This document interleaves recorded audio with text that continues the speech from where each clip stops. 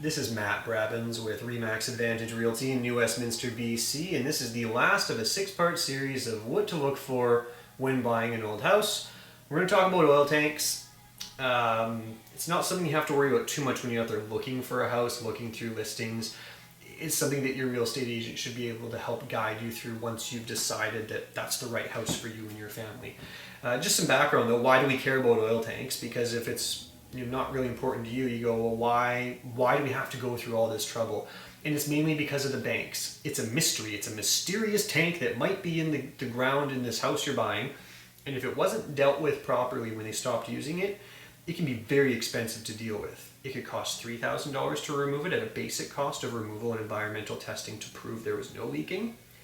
Or it can get up to $100,000 if you had a full tank that was left and ignored. It's a metal tank, it corroded over time, it's a long time ago. Now the oil's leaking, it's moving around, it's filled your yard with contaminated soil, it's filled your neighbor's yard with contaminated soil, and whoever is the homeowner of the house with the oil tank has to pay for all of that cleanup. So it's an environmental waste removal, then you have to fill it all back in, and you have to repair your neighbor's yard to the same condition it was in before you went and dug it up.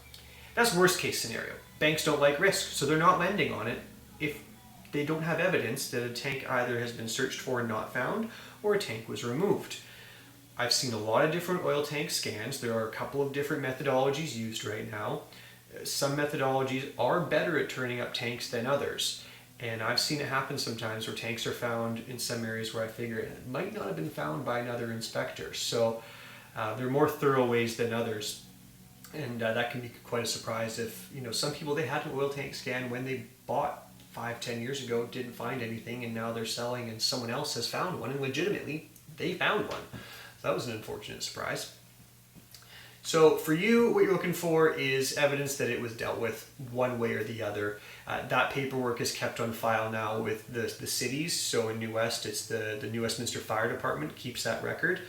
Why the fire department? Well, back when they were full of oil, the fire department wanted to know which houses had a giant bomb sitting on the property if they had to go and deal with a fire. That's why they kept records. Now it's their responsibility to see them go out. It is mandatory that they all have environmental studies done. And again, that's why the banks won't let you get away with it, because they know if it comes out of the ground, it needs to be tested, and you got to go through all this process. 10 years ago, the environmental testing was not mandatory. And that was a very different process of tank removal. So today it's a lot more strict, as it should be.